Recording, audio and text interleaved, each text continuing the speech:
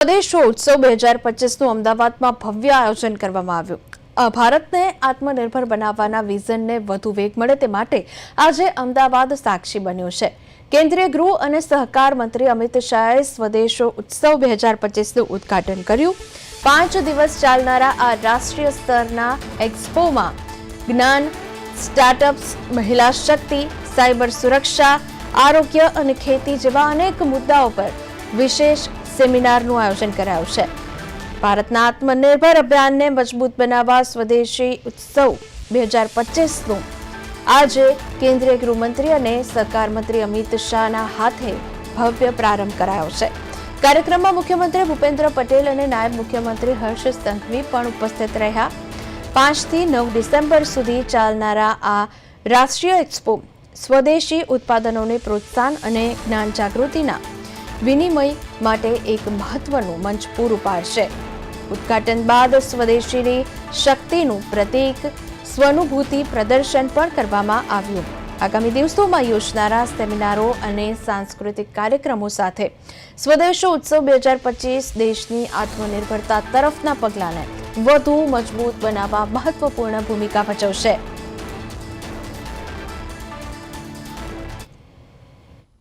નગરથી એમાં જોઈન્ટ થયેલો છું 1992થી ને અમને ગવર્મેન્ટ તરફથી સ્ટોલ ફાળવે છે કે જે પોતાનું આર્ટ કલેક્શન રાખતા હોય એમને સ્ટોલ ફાળવે। અમે ક્રિસ્ટલ વર્ક કરીએ છીએ, પેઇન્ટિંગ્સ કરીએ છીએ, ફોટો ફ્રેમ્સ વેચીએ ને ઇન્ડેક્સીથી અમને ઘણા બધા ફાયદા થયા છે। હોમમેડ મતલબ નાની આઇટમ બનાવતી હતી હું બીડ્સથી અને જે બી મટીરિયલ અવેલેબલ હોતું હતું લોકલી। પછી ધીમે ધીમે સ્ટાર્ટ કરીને મને પ્લેટફોર્મ મળ્યું ગવર્મેન્ટનું। પછી ત્યાં આગળ મને સ્ટોલ મળતા સ્ટાર્ટ થયા।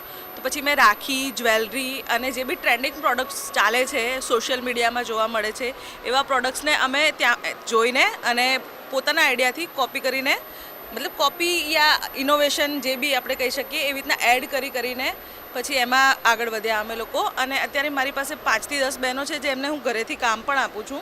એવી રીતના અમે સ્વદેશી જે આંખમાં ઠંડક રહે, પગમાં પસીનો થાય, ચૂસી લે અને હાથ બનાવટ છે જે વુડલેન્ડ અને રેડ એન્ડ ચિપ્સ જે 3-5 હજારના વેચે છે એની સામે અમે દાળ રોટી કમાઈ છીએ અને આ અમારું મેન્યુફેક્ચર છે। આ પ્યોર ચામડાના છે, ઉપર અંદર બધું ચામડું આવશે, પગમાં પસીનો થાય, ચૂસી લેશે, લાઇટ વેઇટ છે, વર્ષ 1.5 વર્ષ સુધી કન્ટિન્યુઅસ પહેરો તો એ કાંઈ નહીં થાય। અને આ કર્ણાટકમાં મૈસૂરમાં વેચી છીએ।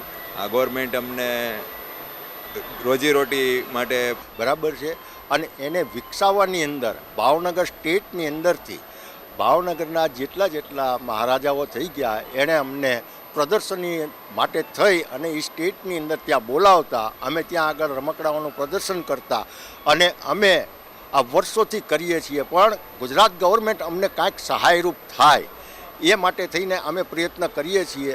અને કૃષ્ણકુમાર સિંહજી જે છે એ જ્યારે ગવર્નર બન્યા મદ્રાસની અંદર ત્યારે અમને અમારા કારીગરો જે છે એને ત્યાં મદ્રાસમાં લઈ ગયા અને ત્યાં આગળ જે છે આ બિઝનેસ જે છે લાકડાના રમકડાનો એમને એ ત્યાં વિકાસ પમાવ્યો। બરાબર છે, ત્યાંની ગવર્મેન્ટે સાથ સહકાર આપ્યો।